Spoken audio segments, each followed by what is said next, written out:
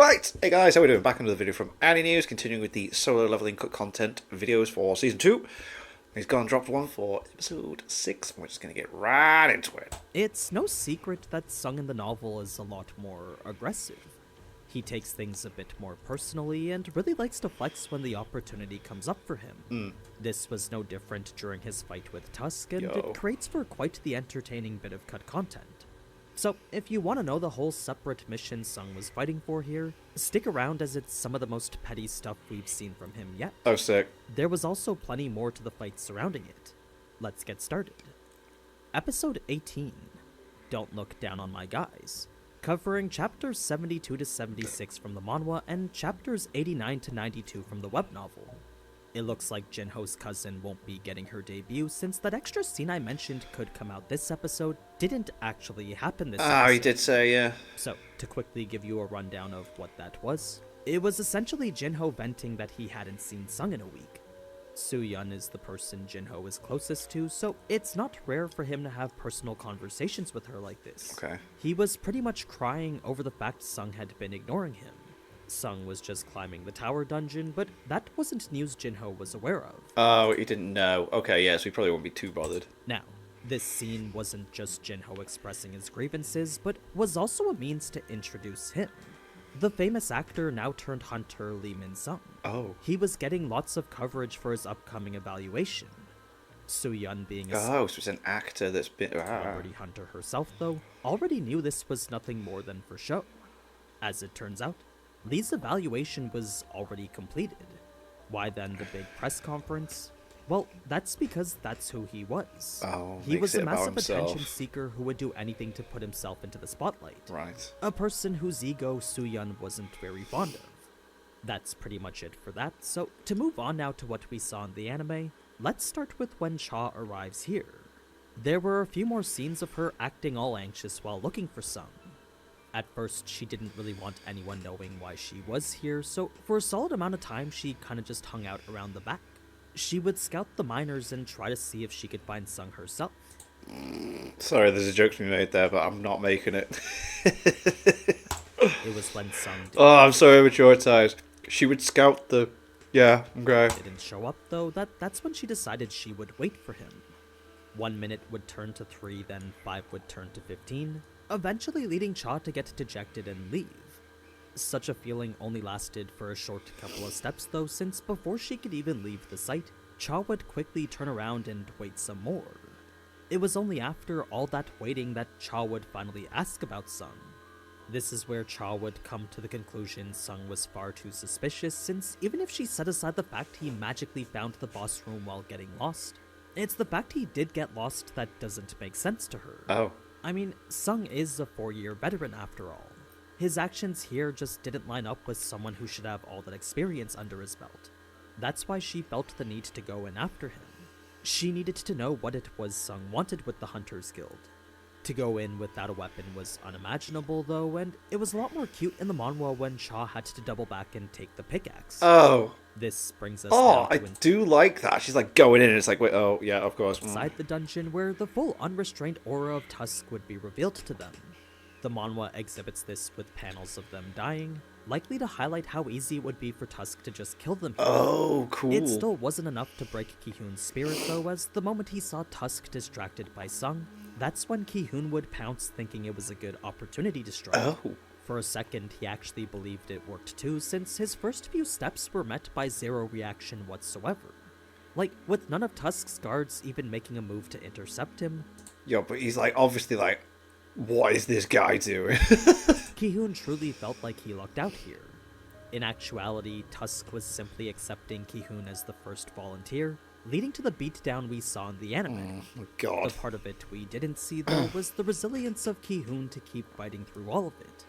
You see, even after getting tossed up and down 5 times over, Ki-hoon still hadn't let go of his sword yet. Oh. He kept holding on because he refused to give up. What a dude. Despite being up against such overwhelming power, Ki-hoon still wanted to fight anyway.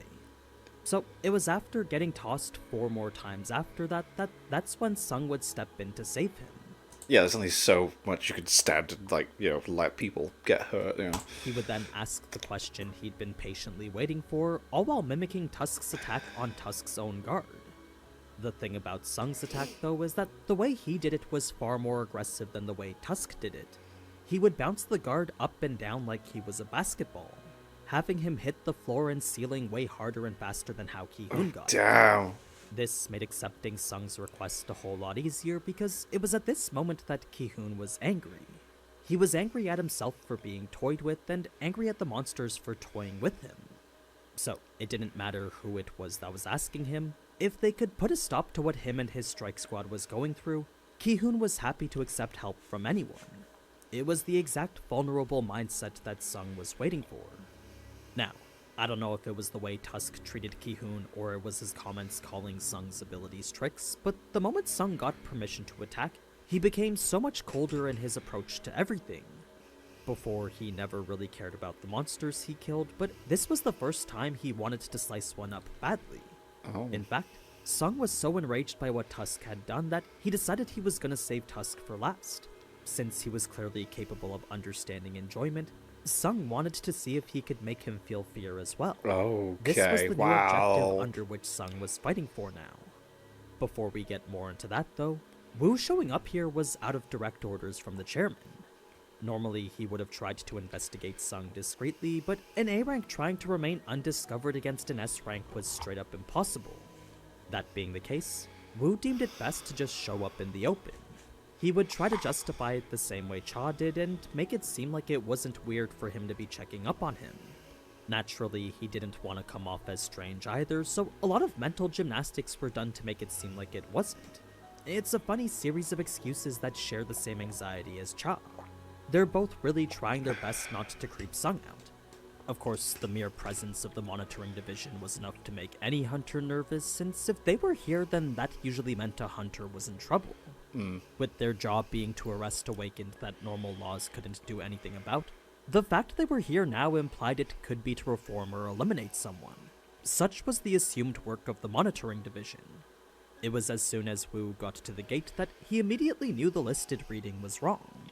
He could feel Tusk's unrestrained power even outside the gate. Damn! This wasn't enough to warrant very much concern though, since with 2 S ranks already on the inside, Wu figured they should have it handled.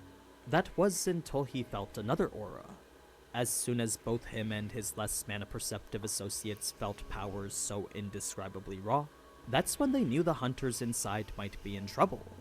So, as hunters who were part of the monitoring division, it was now their job to go in and inform the current raid team exactly what they were dealing with. Typically, they did only manage hunters and watch them, but another part of their responsibilities was to aid hunters in their times of need too. Right. The younger association hunters were certainly scared to do so. I do love it. It's like, they're all proper, like, Men in Black looking guys. They look so casual and cool, but, like, they're capable. But despite not having to, Like, obviously not S rank, you know what I mean? But, like, there's a reason they're part of the they team. decided to follow Wu anyway. Now, for Cha, who was already quite deep in the dungeon herself, she was quite perceptive when it came to figuring out what had happened here. At first, she thought she simply underestimated her strike team, up until she noticed something odd. Almost all the orcs were injured by short, sharp weapons. Oh, so she's noticed what he... I None were fatally injured by them, but they were hindered enough to limit their movements. They were clues that made it clear the strike team was celebrating victory over opponents someone else had prepped for them. She could also tell they were taken care of all by one single hunter. Aside from the 2 in this instance here, Cha could easily tell one person drove every orc to the brink of death. Damn. How then was such a feat possible? Well, that was the part she couldn't figure out yet. You see, even with all her speed and power, Cha knew that even she would struggle to fight 20 high orcs solo. Combine this with the fact no one on Ki-hoon's team even used daggers, and that made the only reasonable explanation Sung. Though she couldn't be certain for sure, there were more than a couple clues indicating it probably was him. It was then that magic tremors could be sensed from deep inside the dungeon, exhibiting power unlike anything Cha had ever sensed before. If that was power that belonged to the boss, then Cha knew it was only a matter of time before Ki-hoon and his team were dead. The thing about these tremors, though, is that none of it was actually from Tusk. There was that one portion of aura when he took his mask off, but the energy Cha felt here and Wu felt here, all of it came from Sung. Oh. It was the moment he had unleashed his shadows. Oh. That's the reason it felt so incredibly different to them. The novel describes it as a wave of magic incomparably greater to that of Tusk's, so I believe that was the true terrifying power Wu and Cha felt earlier. For the mages present who were right next to it, such power was one they couldn't even consider to be magic. They weren't even sure that what they were feeling was magical energy. This doesn't make any anymore. sense. I love that. All of it just felt so incredibly different to them. So, it was as all that magical energy filled the room that every hunter found it increasingly difficult to breathe. They could only imagine the terror they would feel if they had to face such an aura themselves. Luckily they didn't, but for the High Orc warriors who did, these monsters known for their bravery began to back up a bit. Though it was 50 against 150, they were retreating from the dangerous pressure being emitted by Sung and his soldiers. Now, when it came to the massacre itself, if you're wondering what exactly about Sung reminded the others of Cha, it was the way she jumped into battle and swiftly cut down monsters like she was performing some high-tempo dance routine. This had earned her the nickname Dancer, and now Sung was exhibiting movements that exceeded that. So, if Cha was a dancer, then Sung was a typhoon. He was the center of a storm, obliterating absolutely everything in its path. Then, where Iron cut down orcs with pure destruction, Igris did so with the utmost elegance. They were still able to synergize well together, and there was even a scene where Tank and Iron would do a thumbs up to each other. Cool. Now, it was when Tusk would cast his hexes that's when he fully believed the fight was over. Reason being that hexes were fundamentally different from regular magic. They couldn't be evaded the same way a spell could. No. The moment they were cast, that was it. Normally one would require purification magic in order to dispel a hex, but what Sung had instead was power greater than the hex itself. Damn. The only other means of defending against it. That being the case, Tusk began to think there was another shaman greater than him dispelling his magic. Not once did he think that it was actually just Sung's natural immunity. It was a moment later that Sung would finally engage Tusk himself, The animation's so but not good enough this to season. fully kill him yet. He actually could have killed Tusk the instant the fight began, but because he wanted to instill fear into his heart before that, He kept him Sung going. decided he Wow. would simply play with him. He wanted to make Tusk feel what Ki-Hun and the others felt first. This was a bit harder than Sung initially thought though, because even after killing his orcs and dispelling his hexes, Tusk's eyes still looked alive. It was clear Sung needed to step things up a bit. So, that's when he would extract the shadows of the High Orcs, revealing a fate far worse than death for them. Where normally these High Orc warriors would have no problem jumping in against an opponent who was stronger than them, now they were openly retreating. To see their dead comrades turned against them was far too much. Yo. It wasn't because the battle was 100 versus 100 now though, but rather the fact something precious was being denied from them. You see, to know that if they died they wouldn't ascend to warrior heaven, well, that was their worst possible nightmare. Oh, it's like Vikings wanting to go to Valhalla, isn't it? It's like, oh, whoa. They were truly afraid of becoming someone else's puppets. This was true for every High Orc present, and it remained true for their leader as well. Where only moments ago he still had fight in his eyes, now there were clear signs of fear.